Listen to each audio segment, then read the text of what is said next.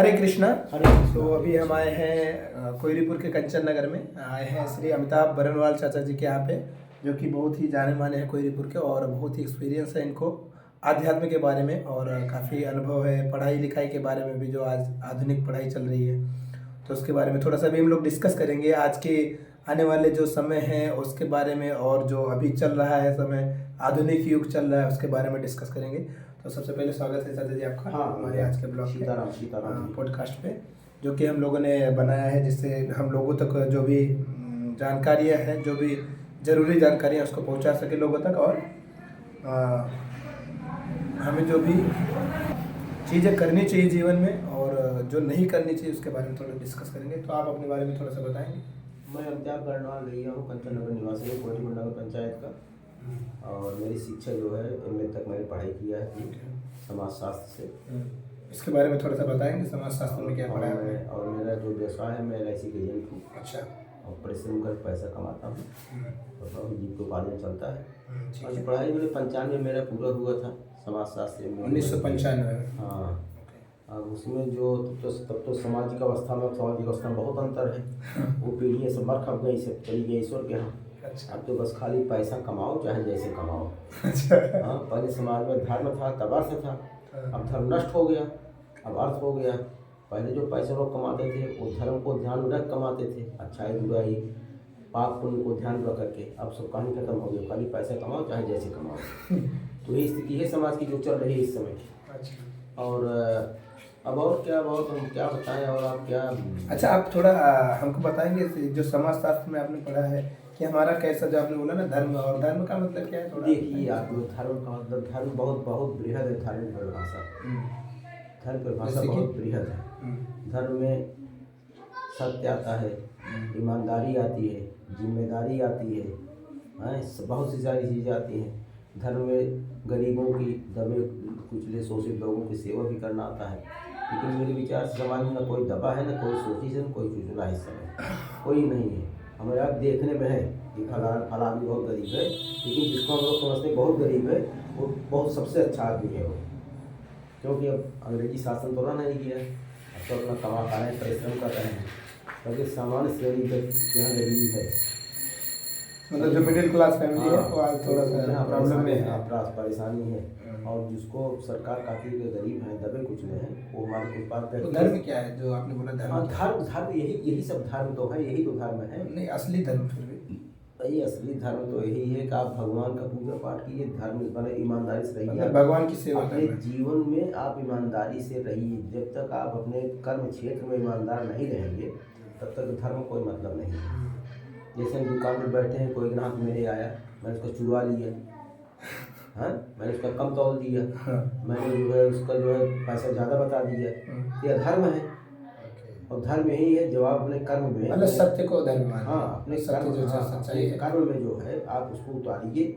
जब सत्य आप उतारेंगे धर्म में, और जो असंभव है, अगर आप ईमानदारी से काम करेंगे तो आपका पेट में नहीं भरेगा। अच्छा, मतलब आज के ज़माने की बात कर रहे हैं आप? हाँ, अगर आज के ज़माने में अगर ईमानदारी से कोई रहेगा, कैसे आप रहेंगे आप बताइए। वो जैसे मैं सराफा काम भी करता हूँ थोड़ा बहुत, अगर कोई ग्राहक आया और मैं उसको जो है अगर 80% सामान, 90% वाला सामान दूंगा तो उनको क्या बचेगा? मेरी मजबूरी है कि 60% वाला सामान बेचना, उसमें उधार बाढ़ देना पड़ता है। कुछ ऐसे जो मिलना ही नहीं है उसको पैसे चला जाएगा मेरे तो सारी यही सब भैया है धर्म और बात। अच्छा, मतलब ये कहना चाहते हैं कि धर्म यहाँ पे अभी इस टाइम पे बहुत कम हो चुका है? बहुत, बिल्कुल बहुत कम है। इतना कम है जो है कि अगर आदमी धार्मिक हो जाए तो अपराधी बंद हो जाए। और लेकिन सब पाश्चात्य सभ्यता है यहाँ, जो नष्ट भ्रष्ट किए हुए हैं लोगों को, यही सब बात है। और थोड़ा आपने बोला कि आचार विचार जो है कि हाँ, मैं ये कह रहा था कि दो चीज़ें हैं, पहले धर्म था, तब अर्थ था, तब काम था, तब मोक्ष था। धर्म नष्ट हो गया, धर्म नष्ट। पहले जो अर्थ की अर्जन करते थे लोग, धर्म जब जीवित था, धर्म के साथ अर्थ का अर्जन करते थे, तो उसमें सात्विकता रहती थी उस धर्म, मतलब आर्थिक क्षेत्र में। तो धर्म नष्ट हो गया तो अर्थ हो गया। अब अर्थ में कोई धर्म नहीं, आप चाहे जैसे पैसा कमाओ चाहे जैसे कमाओ, चाहे गलत कमाओ चाहे सही कमाओ।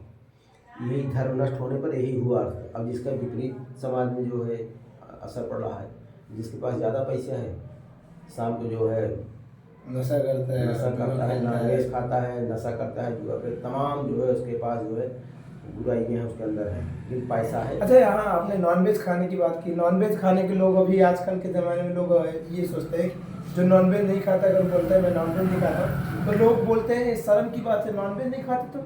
यही तो अधर्म है। अपने पुरानी संस्कृति को नष्ट भ्रष्ट करके आधुनिक संस्कृति में जाना है तो अधर्म है। अच्छा। जैसे आदमी पहले सुबह उठता था 4 बजे, हमारे यहाँ क्या था पहले, तो जल्दी सो जल्दी उठो, लोग 6 बजे भोजन कर लेते थे। आज 6 बजे आप भोजन कर लेते, फर्स्ट क्लास आप पाचन तंत्र सही रहता था, हल्का भोजन करते थे, 4 बजे उठ जाते थे, सुबह उठते थे, जाते थे अपना जो है फ्रेश होते थे, दांतों वगैरह करते थे, योग व्यायाम करते थे, खेती बाड़ी जाते थे, काम करते थे, जब व्यवसाय करते थे। अब सब 11 बजे 12 बजे खाना खा रहे हैं सब। जब पहले सादा जीवन उच्च विचार था, हमारे पूर्वज कहे हैं, मोटा पहनो सादा खाओ, सिंपल लिविंग हाई थिंकिंग। कम खाओ गम खाओ।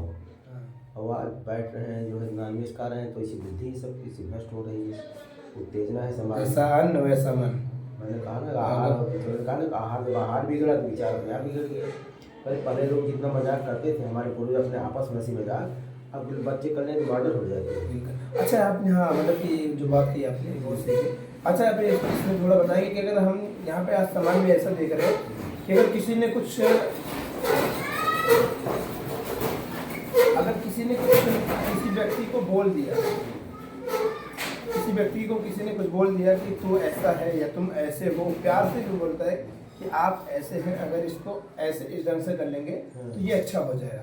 लेकिन इसमें भी जो लोगों को देखते हैं कि लोग क्या करते हैं, इमीडिएटली जो है अगर कोई कुछ समझाता है, सिखाने की कोशिश करता है, तो अगला व्यक्ति क्या बोलता है, तुम मुझे सिखाओगे। इसका क्या मतलब?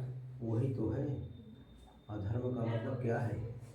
जब समाज में छोटे अपने बड़ों का इज्जत करना बंद कर दें, खत्म कर दें, तो वहीं से फिर समाज का पतन शुरू हो जाता है। अच्छा। और समाज क्या है, समाज यही तो है। जैसे आप मेरे साथी हैं, हम आप साथी हैं, हमारे साथी हैं, हम आप सहयोग कर रहे हैं, आप मेरा सहयोग कर रहे हैं। पहले देखिए जो भी काम होता सहकारिता से होता था। अब तो ऐसा होता है कि जो बड़ा है वो बड़ा बनते चला जा रहा है, लोगों को कुचलता चला जा रहा है। शादी विवाह भी होता था पहले, सबके यहाँ खटिया आता था, बिस्तर आता था, गांव के लोग मिलकर भोजन बनाते थे, उसको बैठा खिलाते थे गांव के सब लोग। अब सबको जो है आर्थिकीकरण हो गया। जब धर्म नष्ट हुआ, मैंने कहा धर्म नष्ट हुआ तब था गया। अब चले गए मैरिज हॉल में जो है दे दिए 1 लाख 1.5 लाख 2 लाख रुपये अपने। अब किसी से कहिए कहीं आप क्या परेशानी है, मेरा पैसा ना खर्च करो, आप क्या परेशानी हो रही है, क्या परेशानी है। संक्षिप्त में आज कुछ आप ऐसा कुछ बताएं जिससे इन सब चीज़ों का कुछ सॉल्व हो सके, तो ऐसा कुछ संक्षिप्त में आप बता सकते हैं दर्शकों को? साल तभी होगा जब मानवता का पतन हो जाएगी एक बार। क्योंकि जो आधुनिक पश्चिमी जो सभ्यता की देश आई है, जब तक इस सभ्यता का पतन नहीं होगा, और सभ्यता का पतन तब होगा जब इसको मानने वाले पतन को हो जाएंगे। बोल रहे जो सही कहा। जैसे जब एक आदमी, मेरा एक साथी था, मुझसे उम्र काफ़ी छोटा था, वो पुकार खाता था। हमने कहा भैया पुकार क्यों खाते हो? हाँ क्यों आस मतलब उनका पुकार खाओगे मुँह खराब हो जाएगा, कैंसर हो सकता है, ध्यान रख सकती है। कहा हम बहुत ज़्यादा तक जीने से क्या फायदा हमको, हम बहुत दिन जीकर क्या करेंगे, तो बुखार है खाने तो जल्दी बढ़ जाएंगे। अच्छा ही है कि भैया सीताराम जी क्या तुम हमें बात करो। तो जो इस टाइप के लोग समाज में हैं, तो आप किसी क्या बताएं, क्या बताइए जरा हमको। इन लोगों से अच्छे तो बड़े लोग हैं। बड़े लोग मतलब इनके पास पैसा भी और सोच भी है, समझ रहे हैं ना। वो लोग बल्कि सात्विक हैं। हमारे यहाँ जायसवालों में, जायसवाल खाते हैं सब लोग जो है, बहुत मतलब मांसाहारी खाना खाते हैं, दारू पीते हैं। कि हमारे मार्केट में जो पिछली पीढ़ी थी जायसवालों की, इतना सात्विक थे, इतना सात्विक थे, इतना सात्विक थे पूर्वज लोग जो है, क्या बताएं, हमारे चाचा इसको बताएं हम लोगों को। अच्छा, नहीं तो आप यही कहना चाहते हैं कि जो एक बार मानवता का पतन हो जाए, मतलब आज के आधुनिक मानवता जो लोग हम लोग सोच रहे हैं कि ये मानवता है, ये सत्यता है। देखिए 2 चीज़ें तो चलते बढ़ रहा है देश में। अगर रासायनिक खाद खेल नहीं डालेंगे तो अन्न नहीं पैदा होगा, वो बड़ी फैल जाएगी। अगर जैविक खाद डालेंगे तो अन्न पैदा होगा, नहीं पैदा होगा। जिस हिसाब से आबादी बढ़ रही है, अगर रासायनिक खाद अगर खेतों में नहीं डालेंगे तो गेहूँ नहीं पैदा होगा, अन्न नहीं पैदा होगा। आने वाले समय में सुनना है कि आने वाले समय में कि जो अन्न वन्न का सब कमी हो जाएगा, भुखमरी होगी, महामारी बड़ी फैलेगी, ये सच्चाई है, ये तो होगा ही। कि जब जो है प्रकृति ऐसी है अपने ऊपर ज़्यादा भार नहीं बर्दाश्त करती। जब उसको लगता है कि हम असंतुलित हो रहे हैं, ऐसी हुई अंदर बराबर हो गया सब भूकंप जो है ना, यही सब स्थितियाँ हैं उसमें समझ। अच्छा, तो आपने जो पढ़ा है उसमें से आप थोड़ा बताएंगे कि आज की पढ़ाई में और उस टाइम की पढ़ाई में क्या कुछ अंतर, कुछ ऐसा कुछ मतभेद हुआ है, या सेम पढ़ाई है जो अभी हो रही वही पढ़ाई पहले भी? सब कुछ वैसे है, सेम पढ़ाई है। सेम पढ़ाई है। और आध्यात्म के बारे में थोड़ा बताना चाहेंगे, आध्यात्म क्या है? और क्या बताएं आध्यात्म के बारे में, हम खुद आध्यात्मिक नहीं है तो क्या बताएंगे उसको। संगत के स्वभाव, किसी आध्यात्मिक व्यक्ति के साथ आप संगत कीजिए, तब जो है उसमें कोई समझ आता है। सुना कि आप रेगुलर जो है सुंदरकांड का पाठ करते हैं? नहीं करते सुंदरकांड पाठ, मंगलवार को करते थे। अच्छा, शनिवार सुंदरकांड पाठ करते हैं, 108 बार हनुमान चालीसा पाठ करते हैं। अच्छा, 108 बार? हाँ, शनिवार के दिन? इसी शनिवार के दिन। शनिवार। अब प्रतिदिन शाम को मैं प्राणायाम करता हूँ। अच्छा, इससे जो आप सुंदरकांड करते हैं या हनुमान चालीसा पढ़ते हैं, ये क्यों करते हैं? इसका कुछ मैं इसलिए करता हूँ कि मैं जब हनुमान चालीसा पाठ करने जाता हूँ, हनुमान जी से कहता हूँ कि यह जो मैं आपका पाठ करने जा रहा हूँ सिर्फ इसी उद्देश्य से है, आप मुझको अपने श्री चरणों में स्थान दें, और कुछ मांगता नहीं मुझसे, हमको ये चाहिए वो चाहिए कुछ नहीं।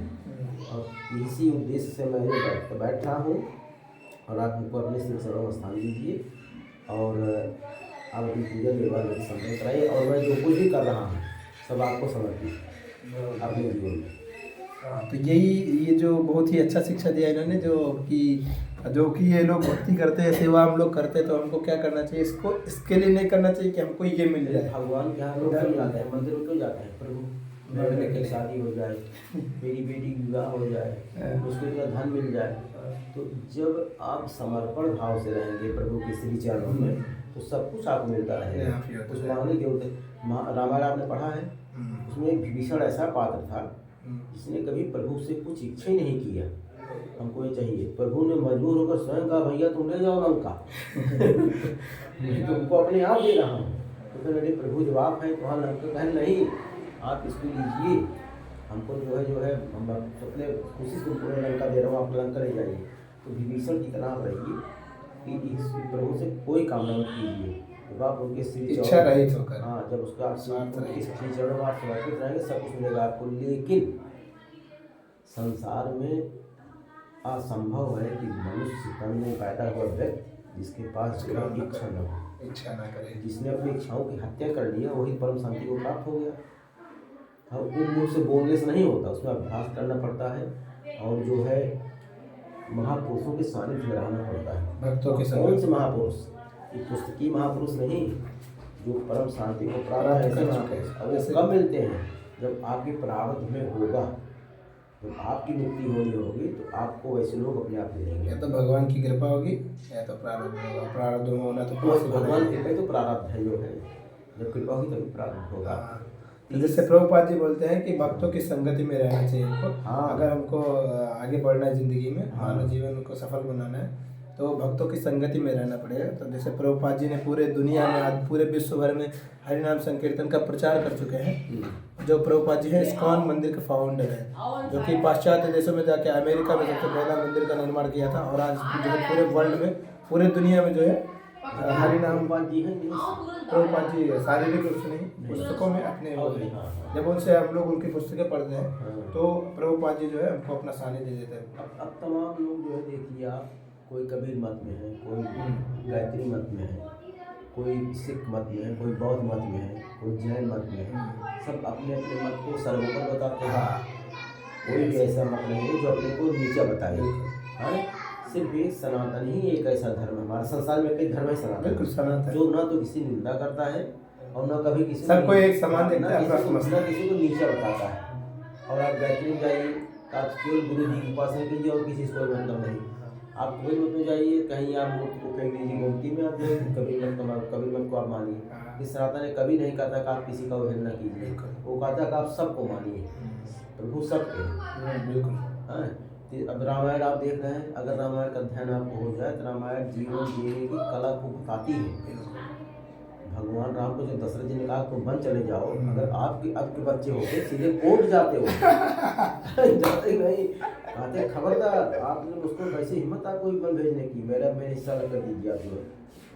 तो रामायण जीवन जीने की कला, अगर आपने रामायण का अध्ययन कर लिया आपको परम शांति की प्राप्ति हो सकती है। समझिए आपने, वो पूरे जीवन का दर्शन है। लेकिन अब जो समझ रहा है, जो नहीं समझ रहा वो कह रहा है यार सब कैसे है। तो इसी वही स्थिति है। तो अभी यहीं पे विराम देंगे क्योंकि बहुत लंबा वीडियो हो चुका है। तो मिलते हैं नेक्स्ट वीडियो में, तब तक के लिए धन्यवाद। हरे कृष्णा। और ऐसे ही कई सारे वीडियोस हम लेते रहेंगे, लोगों से आपको बातचीत करके लोगों को आपको प्रेरित करते रहेंगे, जिससे कि आपके जीवन में भी एक एनलाइटमेंट और प्रकाश जो है, प्रकाश से अंधेरे को जो है आप मिटा पाए। और मिलते हैं नेक्स्ट वीडियो में, तब तक के लिए हरे कृष्णा, धन्यवाद, हरि बोल।